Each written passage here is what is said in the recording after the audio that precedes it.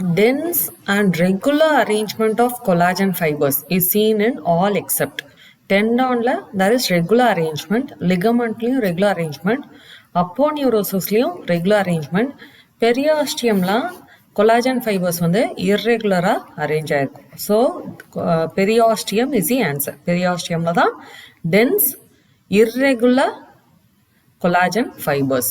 So இந்த பிக்சரை பாருங்க, பெரியோஸ்டியம்ல நம்ம எல்லாருக்குமே தெரியும் 2 லேயர்ஸ் இருக்கு. Outer fibrous layer, inner cellular layer.